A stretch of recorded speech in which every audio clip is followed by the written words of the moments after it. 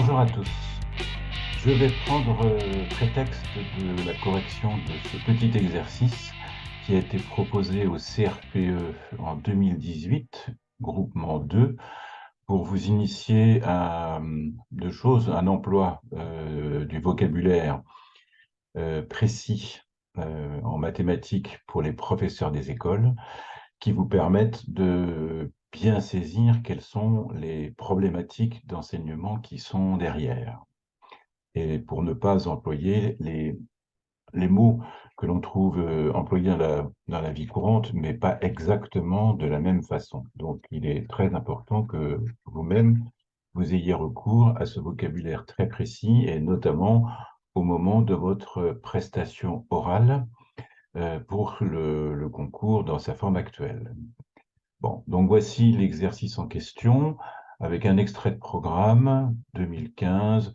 Rien de bien nouveau dans les programmes 2018 par rapport à ceci. Donc, il y a un encadré qui nous dit que la stabilisation de la notion de quantité, par exemple 3.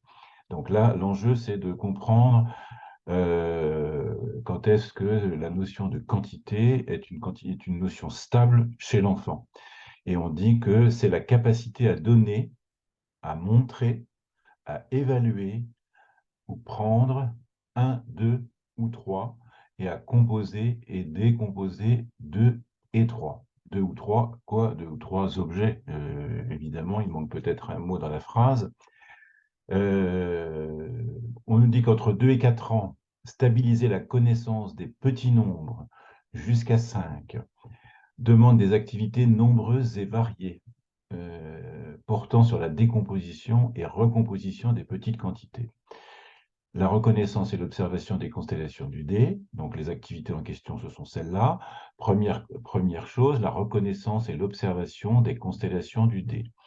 La reconnaissance et l'expression d'une quantité avec les doigts de la main. Et la correspondance terme à terme avec une collection de cardinales connues. Voilà, donc là, déjà, chacun des mots qui est utilisé ici sont des mots très importants que vous devez bien maîtriser. Constellation du dé, on est dans la problématique de représentation du nombre et représentation de la quantité. La graphie du nombre, l'écriture symbolique des nombres, est abstraite, totalement abstraite pour les jeunes enfants. Donc on passe par les intermédiaires, deux intermédiaires essentiellement. Le premier intermédiaire, c'est la constellation du dé, et on verra tout à l'heure pourquoi. Et ensuite, évidemment, le lien au corps et l'expression des quantités sur les doigts de la main. Voilà. Et ensuite, il y a un mot qui est très important pour les petites sections, mais aussi beaucoup pour les moyennes sections, la correspondance terme à terme, qui permet de décider de l'égalité des cardinaux de collection. Correspondance terme à terme, bijection pour les matheux. Après 4 ans, les activités de décomposition et recomposition s'exercent sur les quantités jusqu'à 10. Ceci est vite dit, hein, on a des balises autour des champs numériques. On sait qu'en petite section, on va se focaliser essentiellement sur les nombres jusqu'à 3. En moyenne section, on ira sans doute jusqu'à 6, et en grande section, jusqu'à 10. Ce qui ne veut pas dire, bien évidemment, que les élèves ne connaissent pas les nombres au-delà de 10. Mais ce qui nous importe, c'est sur ces champs numériques restreints, développer des compétences fondamentales pour les élèves de connaissance du nombre qui doivent être utilisées par les élèves dans la résolution de problèmes. Résolution de problèmes au sens que l'on peut donner à cette activité à l'école maternelle. Voilà. Première question, citez deux procédures qu'un élève de fin de petite section, alors c'est précis, fin de petite section, peut utiliser pour affirmer qu'une collection est constituée de 3 objets.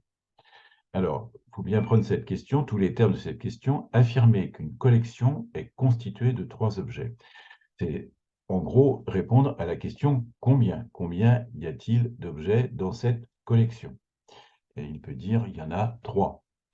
C'est ce qu'on appelle précisément être capable de dénombrer une collection. Dénombrer une collection, c'est dire combien. Voilà. Ça, c'est un emploi de mots qui doit être pour vous futurs professeurs des écoles, potentiellement à l'école maternelle et potentiellement dans des petites classes, de petites sections, voire moyennes sections. Un mot qui est très important puisque vous allez être amené à développer les compétences numériques des élèves. Dénombrer, c'est dire combien. Et pour dénombrer, on peut utiliser différentes procédures. Les procédures, c'est les façons de faire. Comment un élève peut-il arriver à affirmer qu'une collection est constituée de 3 objets dans cette période de fin de petite section? Dans un exercice comme ça au concours, même dans un exposé de séance, il faut être précis hein, sur la façon dont les élèves font ce genre de choses.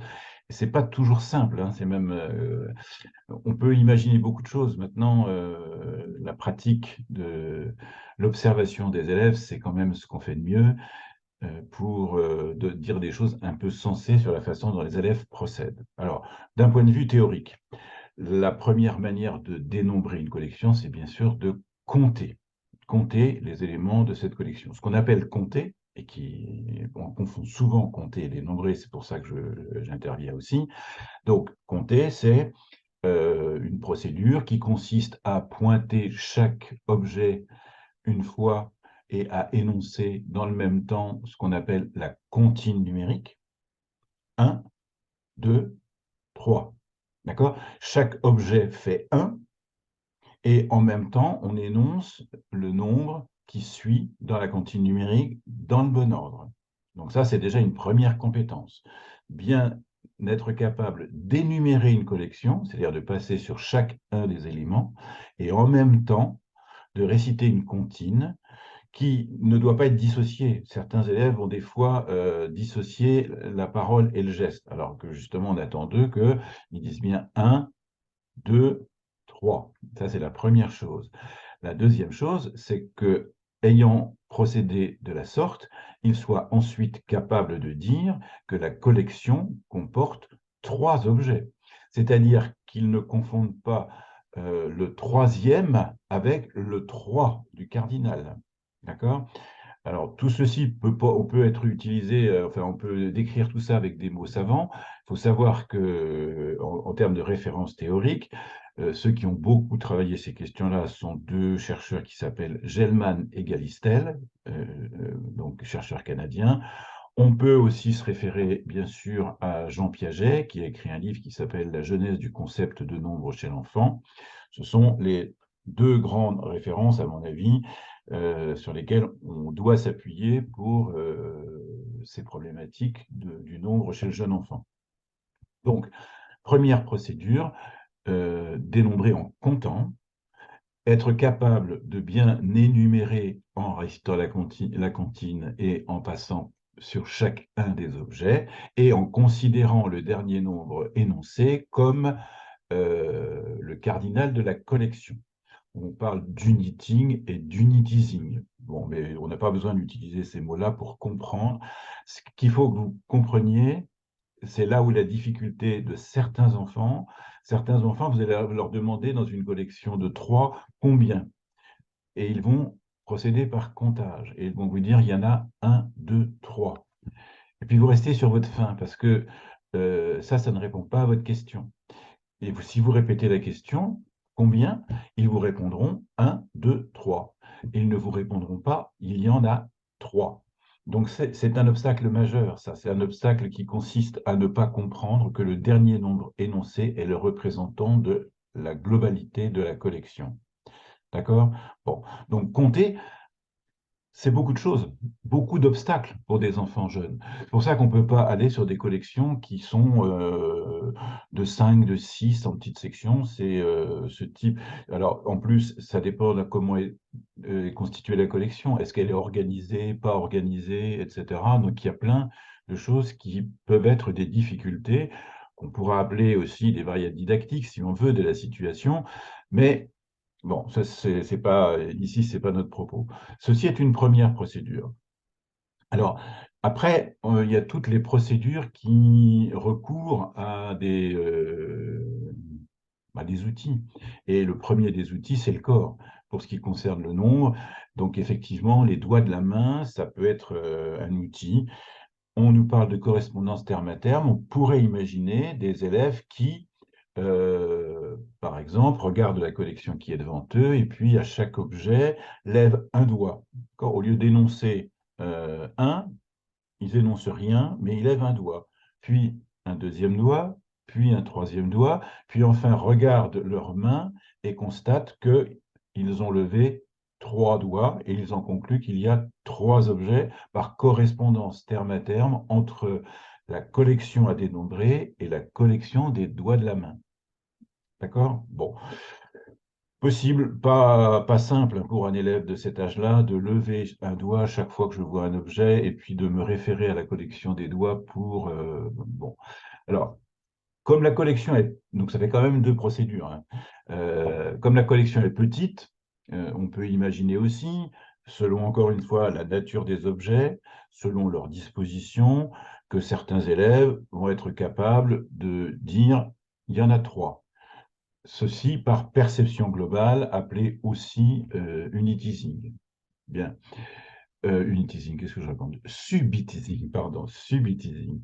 C'est-à-dire la capacité à voir d'un seul regard l'ensemble de la collection et de la dénombrer dans le même regard. Bon. Cette capacité de subitizing, elle n'est valable que sur des très petites collections et pour les enfants très petits, c'est difficile à envisager là encore. Bien, mais on a pratiquement fait l'éventail hein, avec la capacité à compter, la capacité à utiliser une collection témoin, comme on dit, la collection témoin des doigts, et puis la capacité à voir la collection et à la dénombrer d'un seul regard. Tous les mots que j'utilise sont des mots que vous devez utiliser vous-même et à bon escient. Deuxième question, proposer une activité à mettre en place en moyenne section pour travailler les décompositions du nombre 4. Bon, il y en a un nombre infini, évidemment, d'activités. Simplement, ce sur quoi je veux attirer votre attention, c'est que dans ce genre de questions, et ça va être encore plus vrai dans le concours tel qu'il est conçu à l'heure actuelle. Quand vous décrivez une activité, vous ne décrivez pas une activité qui met en jeu un élève et l'enseignant. C'est-à-dire que c'est pas un simple dialogue, une activité de classe. C'est quelque chose qui s'adresse à un groupe d'élèves.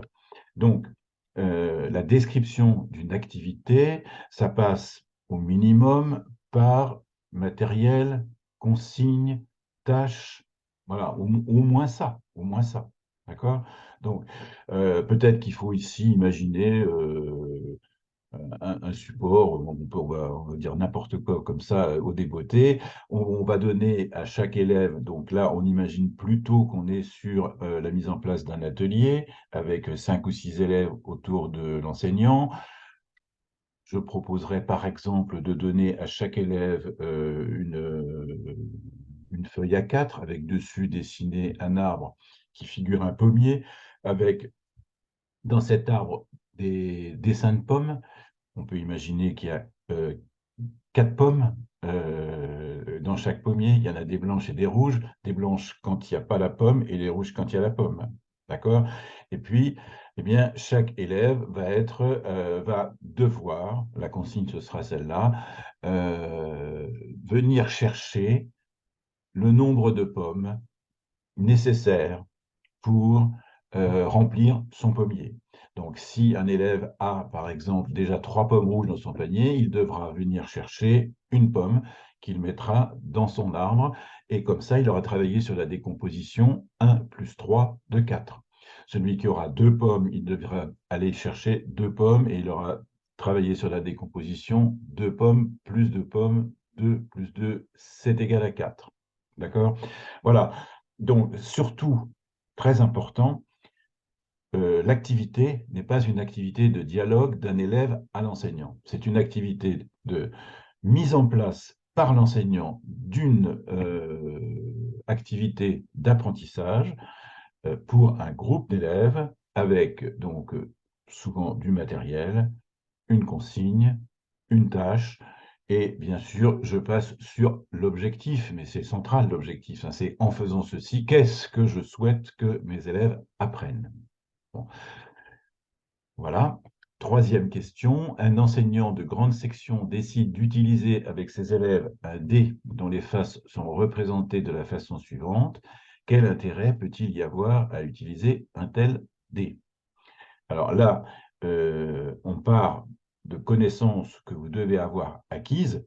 Qu'est-ce que c'est? Pourquoi on utilise les dés à l'école maternelle? Beaucoup, je l'ai dit tout à l'heure, parce que si d'emblée la représentation du nombre est exclusivement la graphie est un symbole qui n'a aucun lien avec la quantité, donc c'est une représentation extrêmement abstraite, et donc on utilise des représentations intermédiaires pour les élèves dans ces classes de petite section, moyenne section et encore grande section.